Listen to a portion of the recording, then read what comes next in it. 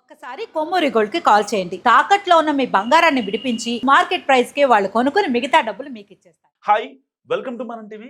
కట్నం అడిగేవాడి గాడిద. ఏపీలో మరో బస్సు ప్రమాదం జరిగింది. కొవ్వూరు దగ్గర త్రిబులార్కి సంబంధించి ఒక బస్సు స్పాట్లోనే దగ్ధమైంది. సో షార్ట్ సర్క్యూట్తో ఈ బస్సు దగ్ధమైంది. డ్రైవర్ వెంటనే చాకచక్యంతో బస్సులో ఉన్న 10 మందిని సేఫ్గా బయటికి తీసుకురాగలిగాడు. బస్సు ఖమ్మం నుంచి విశాఖపట్నం వెళ్తుండగా సరిగ్గా తూర్పుగోదావరి జిల్లా కొవ్వూరు దగ్గర ఈ ఘటన జరిగింది. ఒకసారి విజువల్ చూసుకోవచ్చు మీరు.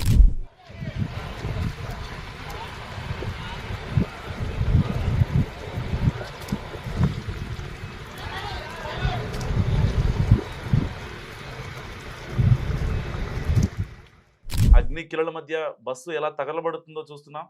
సో తెలుగు రాష్ట్రాల్లో వరుస బస్సు ప్రమాదాలు ప్రయాణికుల్ని భయాందోళనలకు గురి చేస్తున్నాయి.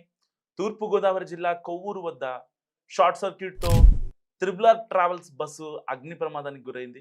సో పూర్తిగా దగ్ధమైంది. డ్రైవర్ అప్రమత్తంగా చాలా చాకచక్యంగా ప్రయాణికుల్ని సురక్షితంగా బయటపడేగా సో పైన లగేజ్ క్యాబిన్ లో పెట్టిన లగేజ్ అండ్ కింద ఈ బస్సు ఏసీ బస్సు కదా, దాని కింద అయితే ఆ లగేజ్ ఉంటుందో లగేజ్ పూర్తిగా దగ్ధమైపోయింది.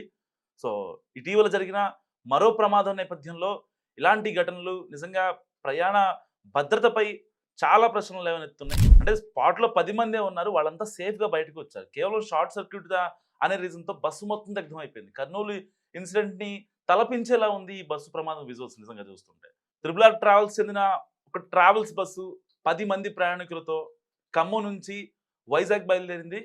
అయితే సరిగ్గా తూర్పుగోదావరి జిల్లా కొవ్వూరు గ్రామన్ బ్రిడ్జి వద్దకు రాగానే బస్సులో షార్ట్ సర్క్యూట్ జరిగింది. దీంతో ఒక్కసారిగా మంటలు చెలరేగాయి. సో గమనించిన బస్ డ్రైవర్ వెంటనే బస్సును పక్కకు ఆపేసి బస్సులో ఉన్న ప్రయాణికులందరినీ కిందకు దించేశాడు. ఆ తరువాత అగ్ని ప్రమాదక సిబ్బంది ఎవరైతే వాళ్ళకి సమాచారం ఇచ్చారు. సో అప్పటికే ప్రమాదాన్ని గమనించిన అక్కడి స్థానికులు ఉంటారు కదా, సో కొవ్వూరు అనే ఒక ఊర్లో ఆగింది.